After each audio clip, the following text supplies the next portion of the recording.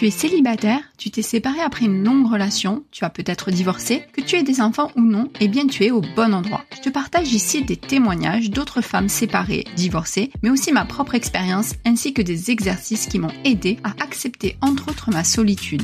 J'interviewe régulièrement des personnes dans le domaine du bien-être qui donnent de nombreux conseils pour mieux vivre seule entre autres. D'ailleurs, tu peux télécharger mon guide gratuit pour t'occuper et être sereine seule les soirs ou week-end. Le lien est disponible dans la description. Maintenant, c'est ton moment, alors bonne écoute à toi.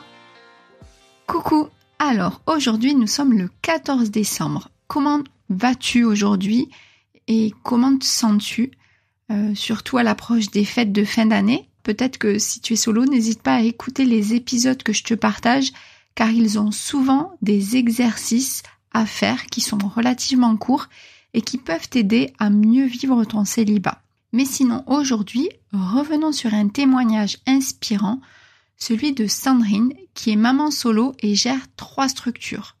Mais d'abord, voici la citation. Le célibat, c'est comme une aventure en solo. Tu es le héros de ton propre récit, naviguant à travers les pages de ta vie.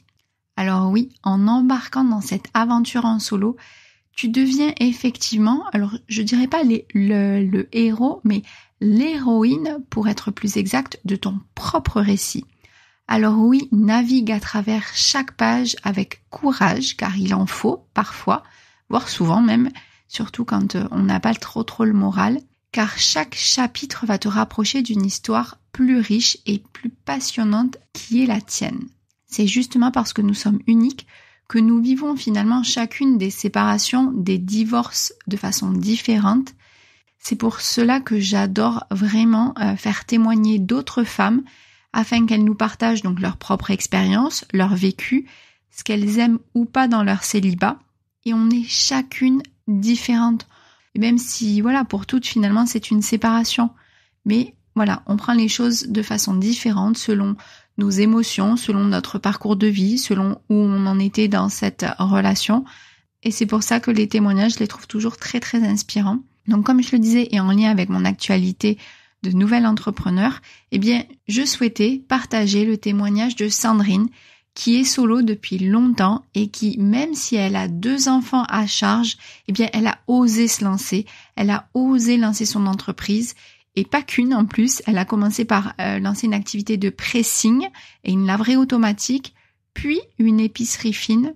Et tout ça bien loin de sa première vie professionnelle, elle était comptable, rien à voir. Bref, le plus simple c'est d'aller écouter l'épisode 11, Maman solo, entrepreneur à la tête de 3 structures. Témoignage de Sandrine, 48 ans. Voilà, sur ce, je te souhaite une bonne écoute et je te souhaite une excellente matinée, journée, soirée, bref. Peu importe quand tu écoutes l'épisode et je te dis à demain. Merci d'avoir pris le temps d'écouter jusqu'au bout l'épisode.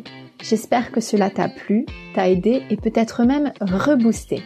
Si c'est le cas, alors n'hésite pas à soutenir le podcast en t'abonnant pour ne rater aucun épisode et en mettant 5 étoiles car cela va me rebooster à mon tour pour continuer et te proposer d'autres épisodes. Et si tu penses que cela peut aider d'autres personnes, eh bien n'hésite pas à le partager autour de toi. Tu peux me retrouver également sur les réseaux sociaux, Insta, Facebook. Si tu le souhaites, tu peux t'abonner à la newsletter également pour recevoir régulièrement des infos, des astuces pour mieux gérer ton célibat au quotidien et continuer ta quête du bonheur et devenir une célibataire heureuse et épanouie. Tous les liens et infos sont dans la description. Je te dis à très vite pour un nouvel épisode. À bientôt!